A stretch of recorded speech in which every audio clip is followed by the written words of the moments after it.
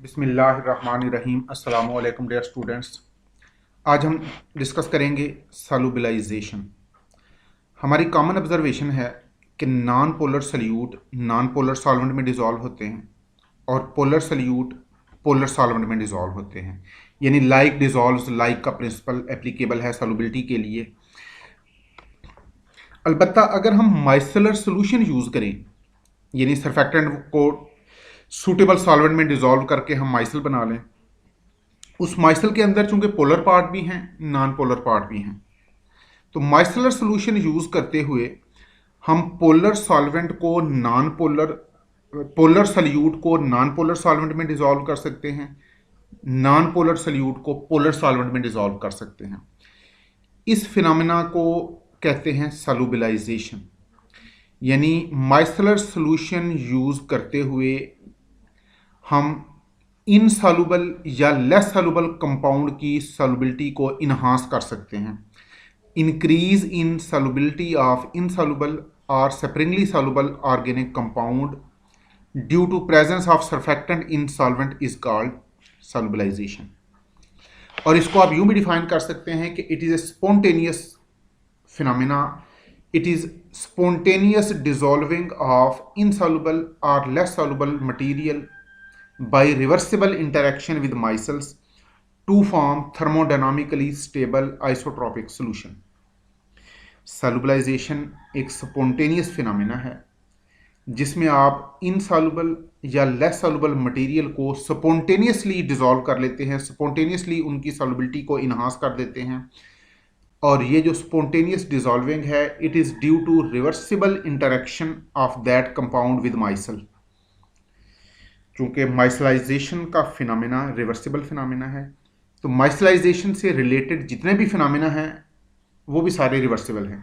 तो माइसलाइजेशन भी रिवर्सिबल है, सॉल्युबलाइजेशन भी रिवर्सिबल फिनोमेना है। इसलिए हम कहते हैं सॉल्युबलाइजेशन का मतलब है कि किसी कंपाउंड की माइसलर सोल्यूशन के साथ रिवर्सिबल इंटरेक्शन करके उनकी सॉल्युबिलिटी को इन्हांस किया जाए और ये सोल्यूशन थर्मोडायनामिकली स्टेबल होगा और आइसोट्रॉपिक होगा।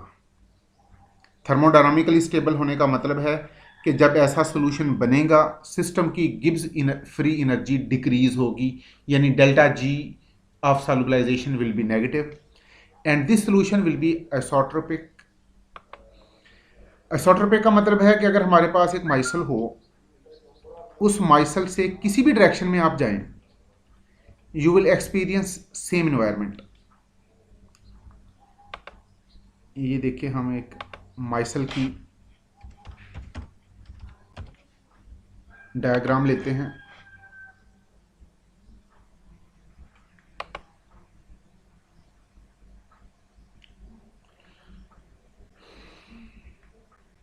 Late us take this diagram. ये 2 डायमेंशन में है, लेकिन हम इसको 3 डायमेंशन में विजुलाइज करेंगे।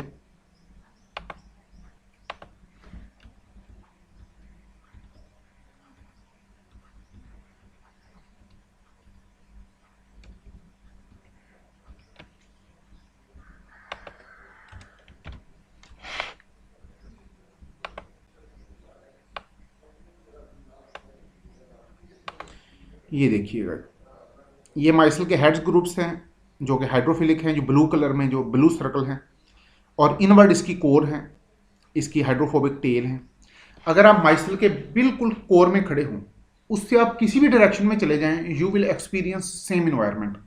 इट मीन कि माइसल की स्ट्रक्चर आइसोट्रोपिक है, डायरेक्शन चेंज होने से इसका इन्वायरमेंट चेंज नहीं होता। आप माइसल के कोर से किसी भी डायरेक्शन में मूव करें तो सेम डिस्टेंस पर you will experience same environment. Therefore we say micellar solution is isotropic solution. James William McBain ने बड़ा काम किया माइसलाइजेशन पर, सॉल्युबलाइजेशन पर, कोलाइडल केमिस्ट्री पे। तो मैकबेन ने और हचिंसन ने डिफाइन किया कि सॉल्युबलाइजेशन ऐसा प्रोसेस है जिसमें आप उन कंपाउंड को भी सोल्यूशन का हिस्सा बना देते हैं जो अदरवाइज सॉल्युबल नहीं होते हैं। तो according to James William McBain and Hutchinson, they defined that solubilization is a process to bring those substance in solution which are otherwise insoluble, यानी जो चीज़ें कॉमनली इनसॉल्युबल होती हैं, सॉल्युबलाइजेशन में हम उन्हें भी सॉल्यूशन में ले आते हैं. तो these two gentlemen, James William McBain and Hutchinson, they defined it for solubilization.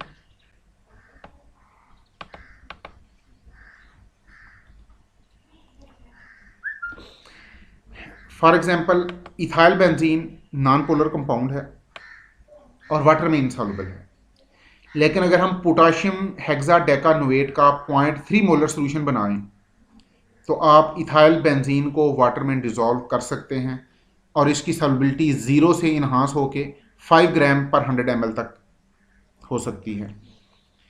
यानी अगर हम पोटाशियम हेक्साडेकानोएट का 0.3 मोलर सोल्यूशन बनाएं तो हम इथाइल बेंजीन को वाटर में 5 ग्राम पर 100 ml तक डिसॉल्व कर सकते हैं. ये ethyl benzene that is non polar compound and this is potassium hexadecanoate. ये एक एनायनिक सरफेक्टेंट है जिसके हाइड्रोफोबिक चेन में 16 कार्बन एटम हैं. तो solubility enhancement is due to incorporation of organic compound into micelles. चूंकि माइसल की सरफेस हाइड्रोफिलिक है, इसका कोर हाइड्रोफोबिक है, तो पोलर और हाइड्रोफिलिक कंपाउंड माइसल की सरफेस के ऊपर अटैच हो जाते हैं, नॉन पोलर कंपाउंड माइसल के अंदर पेनिट्रेट कर जाते हैं. इस तरह माइसलर सोल्यूशन एक सुपर सॉल्वेंट के तौर पे बिहेव करता है. तो solubilization is one of the most important phenomena, one of the most important properties of surfactant related to micellization. माइसलाइजेशन के साथ जो प्रॉपर्टीज़ रिलेटेड हैं उनमें सॉल्युबलाइजेशन की बड़ी नुमायाँ हैसियत है. This process is useful to dissolve both soluble and insoluble material. जो मटेरियल ऑलरेडी सॉल्युबल हैं उनकी सॉल्युबिलिटी को भी हम इन्हांस कर सकते हैं, और जो मटेरियल सॉल्युबल नहीं है, कम सॉल्युबल हैं, लेस सॉल्युबल हैं, उनकी सॉल्युबिलिटी को भी इन्हांस कर सकते हैं, और जो बिल्कुल इनसॉल्युबल हैं उनको भी सॉल्युबल बना सकते हैं. बहुत सारे कंपाउंड हैं जो इटसेल्फ गिवन सॉल्वेंट में डिसॉल्व होते हैं, लेकिन सॉल्युबलाइजेशन से हम और बहुत सारे मुफीद काम ले सकते हैं जिनकी अब हमें आगे एप्लीकेशन में हम इन्हें डिस्कस करेंगे. तो this process is useful for both soluble and insoluble material. Practical point of view से हम इनसॉल्युबल या लेस सॉल्युबल कंपाउंड की सॉल्युबिलिटी को इन्हांस कर सकते हैं, और जो ऑलरेडी सॉल्युबल हैं उनको हम बहुत सारी प्रैक्टिकल एप्लीकेशन में ला सकते हैं. From practical point of view, the phenomena of solubilization is applied to dissolve material that are normally insoluble, and it is equally useful to enhance solubility of less material as well. अब है कि सॉल्युबलाइजेशन होती क्यों है. चूंकि micelle की surface hydrophilic है, core hydrophobic है, तो आयनिक कंपाउंड और पोलर कंपाउंड ये माइसल की सरफेस के साथ अटैच हो जाएंगे, माइसल की सरफेस के ऊपर एडजॉर्ब हो जाएंगे, और जो नॉन पोलर कंपाउंड हैं, जो हाइड्रोफोबिक कंपाउंड हैं, ये माइसल की कोर में चले जाएंगे. ये हम बात कर रहे हैं एक्वस मीडियम की. नॉन एक्वस मीडियम को हम आगे चल के डिस्कस करेंगे. Micelles are composed of hydrophilic surface and hydrophobic core in aqueous medium, and this specific structure enable it to establish chemical interaction with both type of compound, either they are hydrophilic or lipophilic. अब micelle में चूंकि hydrophilic part भी हैं, hydrophobic part भी हैं, इसका मतलब है कि माइसल हाइड्रोफिलिक कंपाउंड के साथ भी इंटरेक्ट कर सकता है, हाइड्रोफोबिक कंपाउंड के साथ भी इंटरेक्ट कर सकता है. ये हाइड्रोफोबिक कंपाउंड को लिपोफिलिक कंपाउंड भी कहते हैं.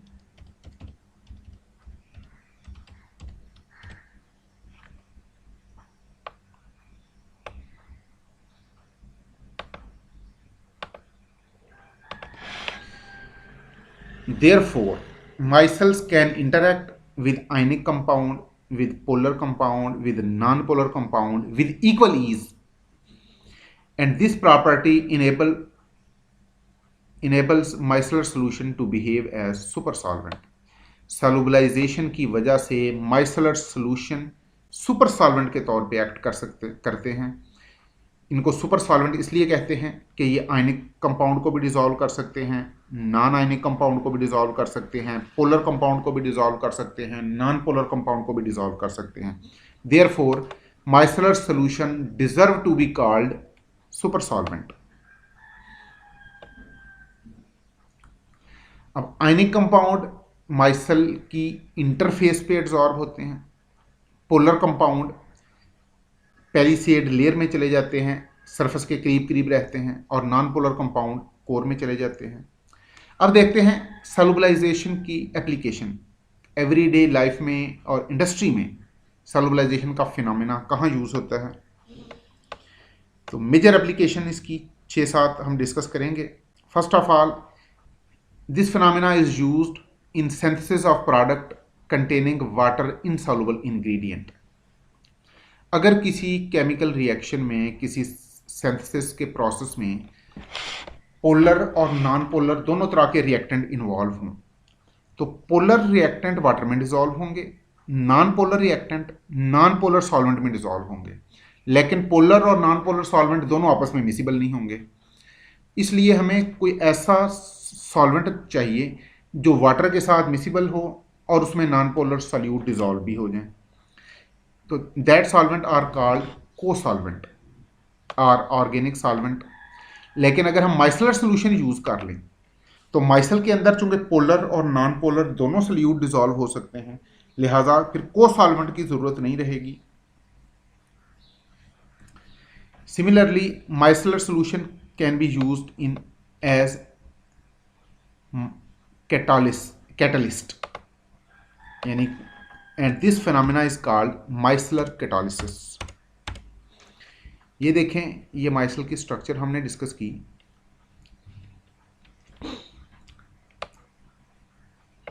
जब आप रिएक्टेंट का सॉल्यूशन बनाते हैं, उसमें रिएक्टेंट के मॉलिक्यूल यूनिफॉर्मली डिस्ट्रीब्यूट होते हैं, जबकि रिएक्शन के लिए ज़रूरी है कि वो एक दूसरे के करीब आएँ, उनके दरमियान डिस्टेंस कम हो। तो अगर हम माइसलर सॉल्यूशन यूज़ करें तो माइसल के अंदर चूंकि नॉन पोलर सल्यूट सारे कोर में जाते हैं, पोलर सल्यूट पेलिसेड लेयर में, और आयनिक और मोर सॉलर जो मोर पोलर हैं वो सरफेस पे रहते हैं।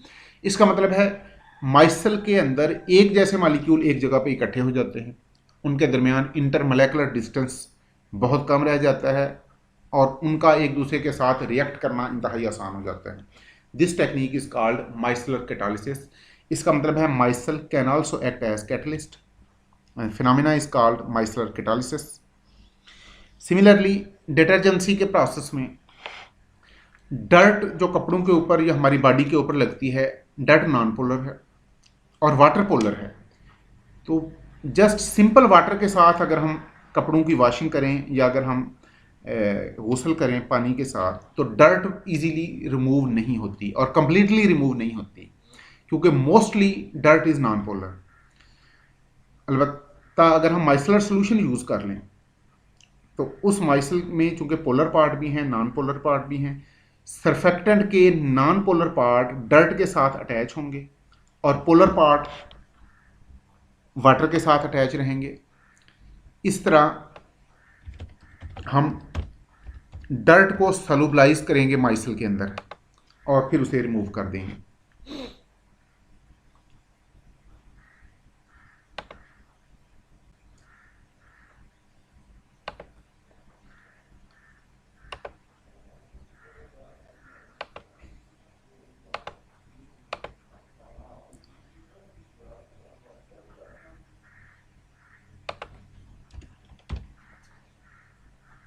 ये देखिएगा, this is phenomena of dirt removal.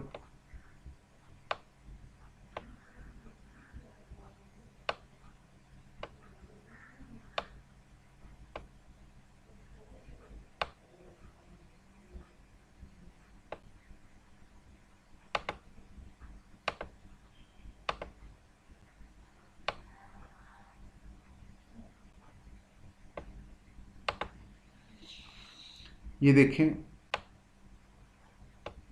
ये डर्ट अटैच है। सरफेक्टेंट के मालिक्यूल अपने हाइड्रोफिलिक पार्ट, अपने हाइड्रोफोबिक पार्ट को डर्ट के साथ अटैच करते हैं और सरफेक्टेंट के हाइड्रोफिलिक पार्ट वाटर को अट्रैक्ट करते हैं।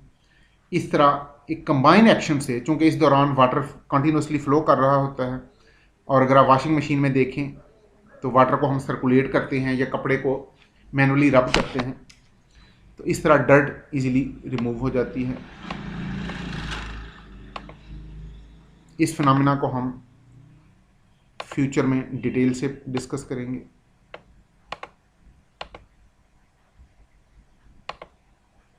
ऐसा ही फिनोमेना ड्राई क्लीनिंग का है। ड्राई क्लीनिंग में नॉन पोलर सॉल्वेंट यूज करते हैं। अब चूंकि डर्ट की कुछ टाइप्स पोलर भी होती हैं, इसलिए नॉन पोलर सॉल्वेंट के अंदर थोड़ा सा वाटर ऐड कर देते हैं, थोड़ा सा सरफेक्टेंट ऐड कर देते हैं, तो वहाँ नॉन पोलर डर्ट तो नॉन पोलर सॉल्वेंट में डिजॉल्व हो जाती है, और पोलर डर्ट माइसल के, चूंकि रिवर्स माइसल बनते हैं, तो non polar dirt reverse micelle, polar dirt reverse micelle के कोर में सॉल्युबलाइज हो जाती है। Another phenomena is drug delivery. बहुत सारी ड्रग्स हम किसी भी डिजीज की फॉर्म में ले लेते हैं, लेकिन बॉडी के अफेक्टेड एरिया तक ड्रग ने मूव करना होता है विद इन ब्लड, यानी हमारे सर्कुलेटरी सिस्टम में ड्रग कैरी होती है और अफेक्टेड एरिया तक जाती है। अगर ड्रग को हम किसी सूटेबल करियर में इनकैप्सुलेट कर लें और इस बात को यकीनी बनाएं कि ड्रग वहीं जाके रिलीज हो जहां उसकी ज़रूरत है, this technique is called targeted drug delivery. तो माइसलर सॉल्यूशन को यूज़ करते हुए आप माइसल के अंदर ड्रग को इनकैप्सुलेट करें और उसे अफेक्टेड एरिया तक पहुंचा सकते हैं। यानी इस बात पे थोड़ी सी रिसर्च करनी होगी कि अफेक्टेड एरिया की पीएच कितनी है, उस पीएच पे जाके माइसल ब्रेक हो और ड्रग को रिलीज़ करे। इस तरह ड्रग थोड़ी अमाउंट में यूज़ होगी और हम ड्रग के साइड इफ़ेक्ट से भी महफूज रहेंगे।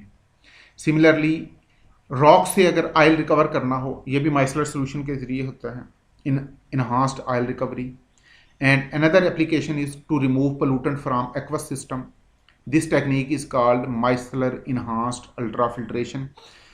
इंडस्ट्रियल एफ्लुएंट में जो पोल्यूटेंट्स होते हैं वो आमतौर पर वाटर के अंदर ट्रू सोल्यूशन बनाते हैं, और ट्रू सोल्यूशन में सल्यूट को आप फिल्टर करके सेपरेट नहीं कर सकते।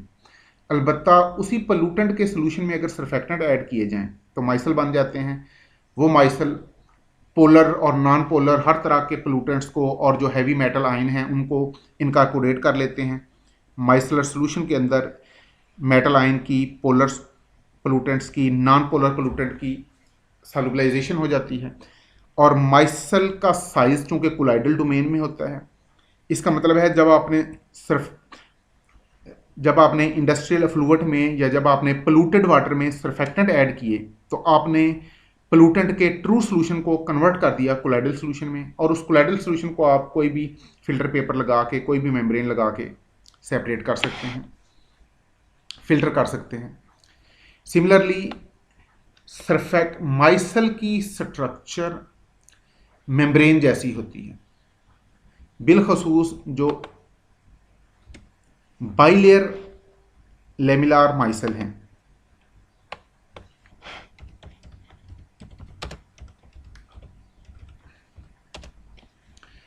उनकी स्ट्रक्चर एग्जैक्टली बॉडी मेम्ब्रेन जैसी है। ये देखिएगा,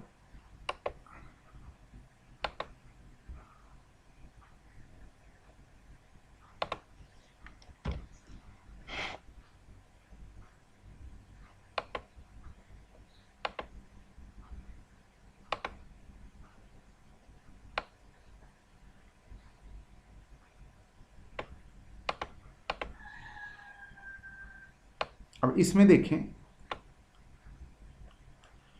ये लिपोसोम और bilayer sheet, it is exactly similar to our body membrane. हमारी बॉडी मेम्ब्रेन में भी सरफेस हाइड्रोफिलिक और कोर हाइड्रोफोबिक। इसका मतलब है माइसल की स्ट्रक्चर हमारी बॉडी मेम्ब्रेन जैसी है। तो कोई भी ड्रग बॉडी के अंदर इनटेक करने से पहले हम उसे सर्फेक्टेंट के साथ इंटरेक्ट करा के देख सकते हैं कि मेम्ब्रेन के साथ उसकी इंटरेक्शन किस तरह की हो सकती है। तो the phenomena of solubilization can be used to study and to understand drug membrane interaction.